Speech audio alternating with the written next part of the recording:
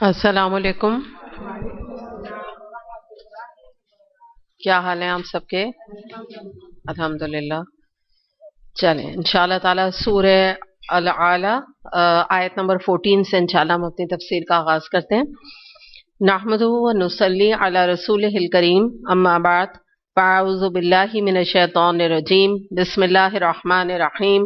ربی اشرح لی صدری ویسر لی امری واحلل عقدۃ من لسانی یفقہوا قولی، آمین یا رب العالمین. آیت نمبر 14 15. قد افلح من تزکا وذکر اسم ربہ فصلی.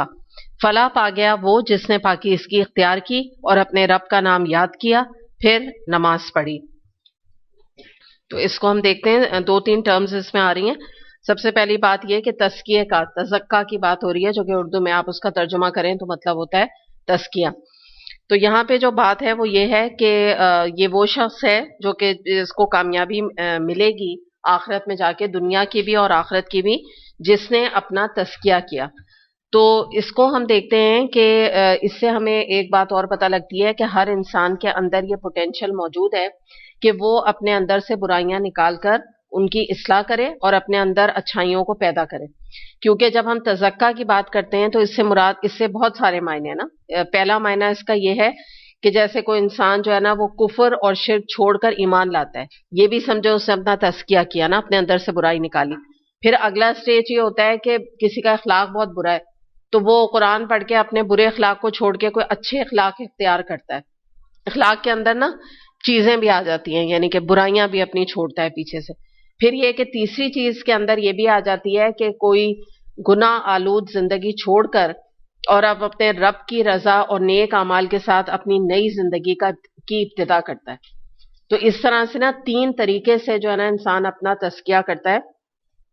اور جب ہم کہتے ہیں نا کہ فلاح پا گیا، تو قد افلح المؤمنون، اگر آپ سورہ مومنون یاد کر لیجئے تو اس وقت بھی یہ بات آپ کو ہم نے ڈسکس کی تھی، اور ابھی بھی ہم یہ دیکھ لیتے ہیں کہ جب ہم فلاح کی بات کرتے ہیں نا تو وہ دنیاوی کامیابی نہیں ہوتی، بلکہ اصل میں اخروی کامیابی ہوتی ہے، آخرت کی کامیابی ہوتی ہے. دنیا کی کامیابی مل جائے تو وہ نقد ہے، ٹھیک ہے. دنیا میں بھی وہ مومن اگر کامیاب ہے تو نقد کامیابی ہے، اچھی بات ہے، دنیا میں بھی کامیابی اور آخرت میں بھی کامیابی. لیکن اصل میں جو آگ سے بچا لیا گیا قیامت کے دن، وہ اصل کامیاب ہے. تزکیے کو ایک اور بات سے آپ سمجھیں کہ جیسے ایک مالی ہوتا ہے، اگر وہ کسی باغ میں جا کے وہاں کے جھاڑ جھنکار نکالتا ہے اور پودوں کی چھٹائی کرتا ہے، تبھی جا کے جو باغ ہے وہ مینٹین رہتا ہے نا. اس کے اندر سے جو جھاڑ جھنکار اور سوکھے ہوئے پتے اور پودے اور پھول جو ہے جب نکالے جاتے ہیں، تب باغ کی اصل شکل خوبصورتی سامنے آتی ہے. اسی طرح سے جو مومن ہے وہ اپنے اندر سے جو برائیوں کا جب اپنی اصلاح کرتا رہتا ہے، قرآن پڑھ پڑھ کے ہی تزکیہ ہوتا ہے. تو اگر سوال اٹھے کہ تزکیہ کیسے ہوگا، قرآن کے ذریعے سے، دس از the only source.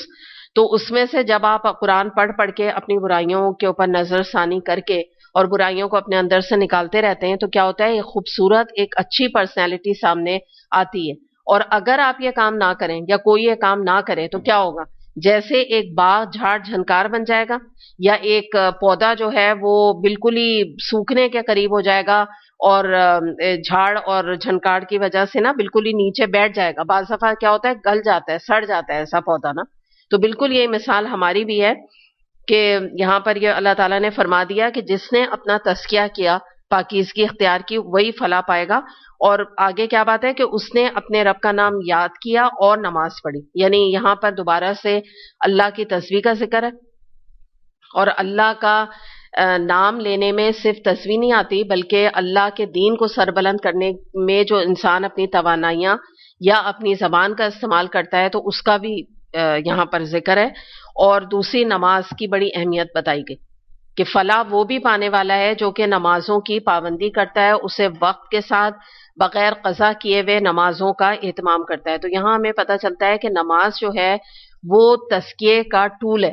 جو ہم نے اوپر دیکھا نا، فلاح پانے کا ٹول ہے، تزکیے کا ٹول ہے، کہ اگر کوئی اپنی اصلاح کرنا چاہتا ہے اور اس کی بیسک نماز ہی پوری نہیں ہے اور وہ یہ سوچ رہا ہے کہ میرے اندر کوئی بڑی خوبیاں پیدا ہو جائیں گی، تو یہ جو ہے نا خام خیالی کی بات ہے.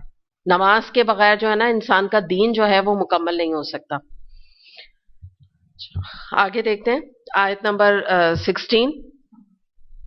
اور 17 بل تؤثرون الحیات الدنیا والآخرۃ خیر وابقی، مگر تم لوگ دنیا کی زندگی کو ترجیح دیتے ہو حالانکہ آخرت بہتر ہے اور باقی رہنے والی ہے۔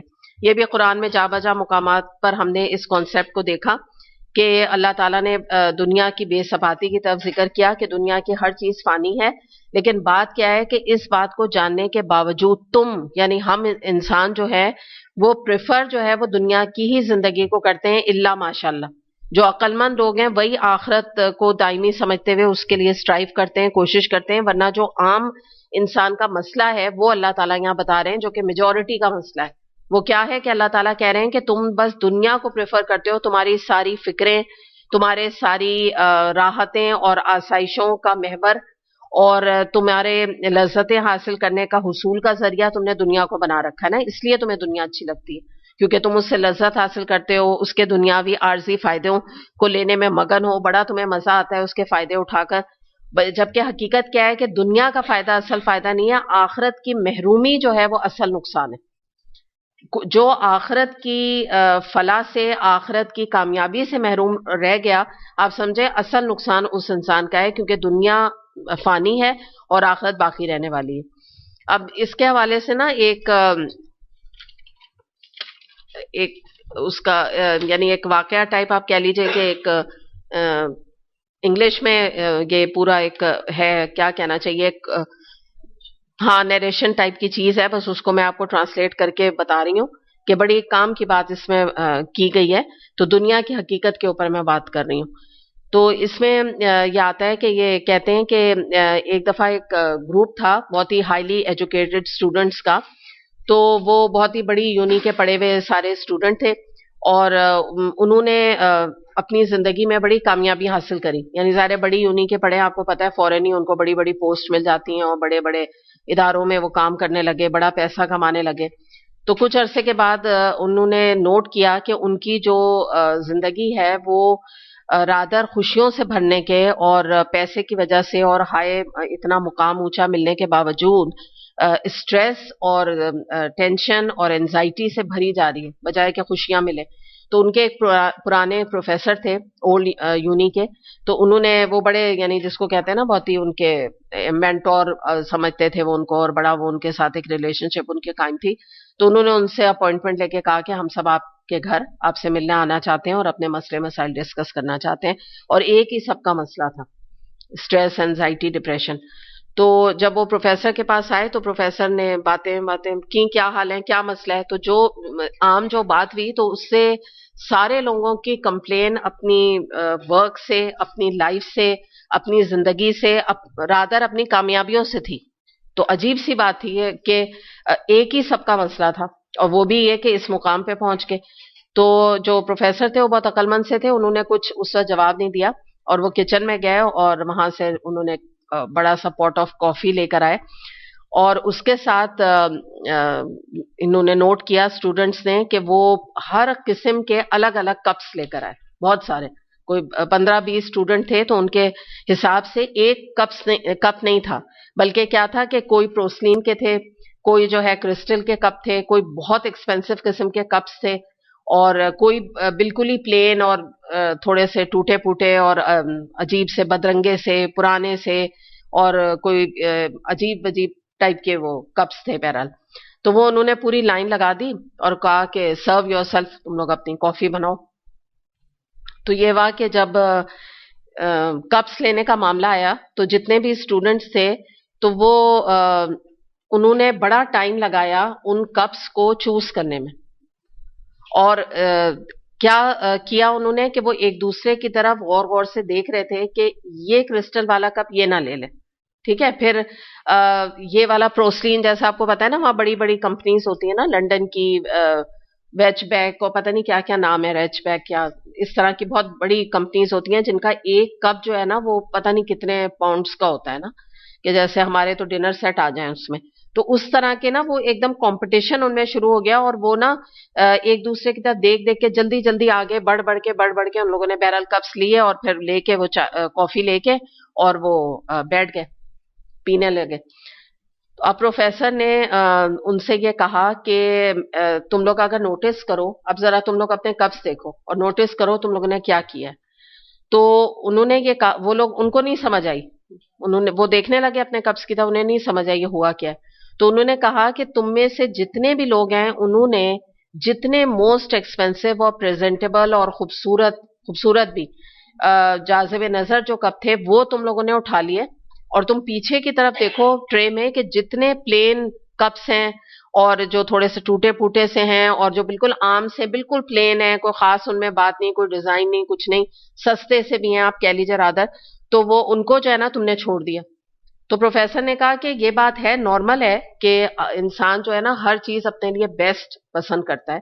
तो उन्होंने कहा ठीक है, इस हद तक तो बात समझ में आती है, लेकिन जो तुम लोग अपना मसला मेरे पास लेके आए हो उसका हल भी मैं तुम्हें बताता हूँ और उसका रीजन भी तुम्हारे सामने है। रीजन उसका यही है कि तुम लोगों के स्ट्रेस का जरिया यही बात है कि असल चीज तुम मुझे बताओ कि इस वक्त तुम्हारे लिए क्या चीज अहम थी, किस चीज की वैल्यू थी? कॉफी पीने की, ठीक है ना, कॉफी मजे की बनी हुई थी। तो तुम लोगों ने कॉफी के मजे को और कॉफी के प्लेजर को छोड़कर सारी तवज्जो सतही चीज के ऊपर लगाई कि कप कैसा होना चाहिए, जो कि इट डजेंट मैटर, चाहे वो तुम्हें जो है ना सस्ता तरीन कप भी था तो उसमें वही मजेदार जो मैंने कॉफी बनाई यानी प्रोफेसर ने तो उसके अंदर डाली गई थी, जो क्रिस्टल वाले कप में भी ली तो भी वही था। तो उन्होंने ये कहा कि एक हद तक तो ठीक है ये बात, लेकिन यही चीज तुम्हारे स्ट्रेस का रीजन है, क्योंकि जब मैंने तुम लोगों को देखा है कि जब मैंने कप रखे तो तुम लोगों की सारी तवज्जो और आंखें जो थी वो सिलेक्शन में लगी हुई थी। तुम लोगों ने इतना टाइम लगाया कि सिर्फ तुम्हें कॉफी पीने के लिए तुमने पता नहीं कितना टाइम उसके सिलेक्शन में लगा दिया। तो उन्होंने कहा इसी तरह समझो कि ये जो जिंदगी है ये कॉफी है, और ये जो तुम्हारी जॉब है, तुम्हारी मनी है, तुम्हारी सक्सेस है, तुम्हारा स्टेटस है सोसाइटी में, ये कप्स हैं। तो बात ये है कि ये टूल्स हैं जिंदगी को कंटेन करने के, ये पैसा, नाम, नमूद, ये सारी चीजें। तो उन्होंने कहा कि don't let the cups drive you, enjoy the coffee. उन्होंने कहा कि ये ना हो कि ये जो कप्स है ना तुम्हें पागल बना दे, तुम कॉफी को एंजॉय करो, ठीक है। अब अगर ये तो इनका, ये आपको पता है ना सारे क्रिश्चियन या एक अंग्रेजों का कॉन्सेप्ट है, हम इसको आगे और ऐड कर सकते हैं कि enjoy the coffee and thank अल्लाह सुब्हानो ताला, ऐड कर दें आप उसको ना, कि मकसद ये है कि तुम एंजॉय करो, यानी तुम्हारी जिंदगी में जो कुछ अल्लाह ने तुम्हें दिया, कप को यूं मिसाल समझिए, उसको एंजॉय करो, दूसरों की चीजों के ऊपर तवज्जो ना करो, उस रैट रेस में ना लगो, और अल्लाह का शुक्र अदा करो जो अल्लाह ने दिया। ये मैंने ऐड किया थैंक्स अल्लाह, ताकि वो चीज इस्लामाइज हो जाए, कोटेशन या जो भी आप, मैंने नरेशन आपके सामने रखी। तो ये जो चीज है ना, ये एक हकीकत, यही बात अल्लाह ताला यहाँ फरमा रहे हैं कि तुम दुनिया की जिंदगी को तरजीह देते हो, हालांकि वो फ्लीटिंग है, वो खत्म होने वाली चीज है। तुम्हारी तवज्जो कहाँ इस साथ होनी चाहिए? आखिरत पे होनी चाहिए, उसकी तरफ तवज्जो किसी की भी नहीं। तो यही बात अल्लाह ताला ने भी हमसे यहाँ पर यही बात फरमाई गई जिसका जिक्र यहाँ पे किया। और दूसरी बात आप ये देखिए कि ये जो बात यहाँ पर है ना कि आखिरत बाकी रहने वाली है, यानी मुराद ये है कि आखिरत में, यानी जो कुछ भी तुम यहाँ कर रहे हो, जैसी भी जिंदगी तुम गुजार रहे हो, तो वो तो तुम्हारा, जिसको कहते हैं ना कि एक जिंदगी तुम्हारी आगे बढ़ रही है, लेकिन उसका जो एंड होने वाला है वो तुम आज ही अपनी जिंदगी से जो कुछ यानी कि कमा रहे हो वही तुम्हें आखिरत में मिलेगा। तो आखिरत की जिंदगी को प्रेफर करने के बजाय तुमने दुनिया की जिंदगी को प्रेफर किया हुआ है, और जिसकी बिना पर क्या हुआ है कि तुम ना, जिसको कहते हैं ना, दुनिया के रहे हो ना आखिरत के तुम रहे हो। तो ये तुम्हारा बहुत बड़ा मसला है। तो इससे हमें ये बात यहाँ पर पता चलती है कि इंसान जो है वो अपनी जो उसकी तवज्जो है उसको कहाँ लगानी चाहिए, जहां पर उसको लौट के जाना है। लौट कर हमें कहाँ जाना है? हमें तो अल्लाह के पास वापस जाना है, तो वहां की तरफ तवज्जो कम है। तो इसके हवाले से अबू जर गफारी रदी अल्लाह अन्हु फरमाते हैं कि उन्होंने एक दफा नबी करीम सल्लल्लाहु अलैहि वसल्लम से पूछा कि सोहफ़े मूसा में क्या है, तौरा जो है ना उसके बारे में पूछा कि सोहफ़े मूसा में क्या बातें हैं। तो आप सल्लल्लाहु अलैहि वसल्लम ने कुछ बातें उनमें से बताई। कुर्तुबी में यह हदीस आती है कि आप सल्लल्लाहु अलैहि वसल्लम ने फरमाया कि इसमें इबरतें ही इबरतें हैं। तो उसमें से कुछ चीजें आपने बताई कि मुझे ताज्जुब है उस पर जिसको मरने का यकीन हो, फिर वो कैसे खुश रह सकता है। मुझे ताज्जुब है उस पर जो तकदीर पर ईमान रखता हो, फिर वो कैसे आजिज और गमगीन हो सकता है। मुझे ताज्जुब है उस पर जो दुनिया के उरूज और जवाल को देखता है फिर भी दुनिया पर मुतमईन है। मुझे ताज्जुब है उस पर जो आखिरत के हिसाब किताब पे यकीन रखता है और फिर भी अपना अमल छोड़ बैठता है। अबू ज़र रज़ी अल्लाह अन्हु फरमाते हैं कि फिर मैंने ये सवाल किया, क्या इन सहीफों में कोई चीज आपके पास आने वाली वही में से भी मौजूद है? तो आप सल्लल्लाहु अलैहि वसल्लम ने फरमाया कि हाँ ए अबू ज़र, ये आयतें पढ़ लो, ये जो यहाँ पर आ रही है ना, कद अफलहा मन तज़क्का, ये वाली जो बात है ये भी उन्होंने बताया कि यानी कि सोहफ़े मूसा में ये तालीम भी मौजूद है। तो इसे कुर्तुबी ने रिवायत किया। तो यानी इसमें भी तकरीबन यही बात बताई जा रही है कि दुनिया के जो जिंदगी है उसको प्रेफर कैसे इंसान कर सकता है अगर वो एक रिस्पॉन्सिबल इंसान की तरह की जिंदगी गुजारे। और आगे जो बात है आयत नंबर 17 से लेके 19 तक, इन्ना 18 से लेके 19 तक, इन्ना हाजा लफिस सुहुफिल उला सुहुफ इब्राहिम व मूसा, यही बात पहले आए हुए सहीफों में भी कही गई, इब्राहिम और मूसा अलैहिस्सलाम के सहीफों में।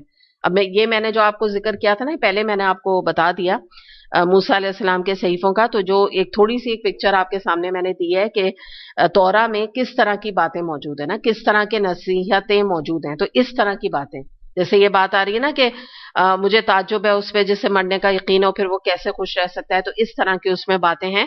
आगे जो बात है ना इब्राहिम अलैहिस्सलाम के सहीफों में, तो इसमें भी एक हम देख लेते हैं। ये भी एक हमें हदीस मिलती है कि अबू ज़र गफारी के बारे में ये आता है कि उनसे रिवायत है कि उन्होंने एक दफा नबी करीम सल्लल्लाहु अलैहि वसल्लम से पूछा कि सोहफ़े इब्राहिमी कैसे थे और क्या थे। अच्छा, उसके बारे में आपको पता है ना, हमें सोहफ़े इब्राहिमी का नहीं मालूम है वैसे। तो उसमें आप सल्लल्लाहु अलैहि वसल्लम ने फरमाया कि सोहफ़े इब्राहिमी का एक हिस्सा पढ़ के आपने तिलावत करके बताया, और आपने ये कहा कि उसमें ये दर्ज है कि अक्लमंद आदमी का काम है कि अपने औकात के 3 हिस्से करे। उनमें से पहला हिस्सा अपने रब की तस्बीह, मनाजात यानी तस्बीह या मनाजात और उसकी इबादत का होना चाहिए। दूसरा हिस्सा अपने आमाल के मुहासबे का होना चाहिए, ठीक है, और उसके साथ साथ अल्लाह की कुदरत पर गौर व फिक्र भी होना चाहिए, यानी अपने आमाल को भी देखता रहे, इंट्रोस्पेक्शन भी करता रहे। सेकंड क्या है, अल्लाह की कायनात जो है उसको भी अप्रिशिएट करके अल्लाह तक पहुंचने की कोशिश करता रहे। और तीसरा हिस्सा उसमें ये मेंशन था कि जो जरूरत माश है ना, यानी जिंदगी की जो जरूरत है, रिस्क है, और इंसान की तबई जरूरियात हैं, उनको पूरा करने में बाकी वक्त वो लगाए। तो अक्लमंद आदमी पर लाजिम है कि अपने जमाने के हालात से वाकिफ रहे और अपने मकसद में लगा रहे, और मजीद उसमें लिखा था कि अपनी जबान की हिफाजत करे। तो अब हम देखते हैं कि देखिए ये जो 3 हिस्से किए गए हैं, तो आप मुझे बताइए कि इसमें और कोई आदमी के पास टाइम बचता है कुछ और करने का? जो इंसान जो है अपनी जिंदगी को लग़्व और बेकार के और फजूल और लायानी कामों में लगाता है, क्योंकि ये 3 डिवीजन अगर हम अपनी करेंगे तो फिर हमारे पास और कोई वक्त नहीं गुजरता ना। क्योंकि तीसरा हिस्सा बड़ा अच्छा है, तुम्हारी माश और तुम्हारी तबई क्या होती है, हमारी अपनी तबीयत की जरूरियात, मतलब नफ्स में की आप तकमील कर सकते हैं ख्वाहिश की, जो कि शरीयत के अंदर जायज है, वो भी आप कर लें। तो फिर अब गुनाह और अल्लाह की नाफरमानी के काम की गुंजाइश तो यहाँ कहीं निकलती नहीं है ना। तो बहुत ही अच्छे ना ये कुछ कहीं कहीं आपको बड़ी रेयरली ये वाली तालीमात मिलेंगी सोहफ़े इब्राहिमी और सोहफ़े मूसा की।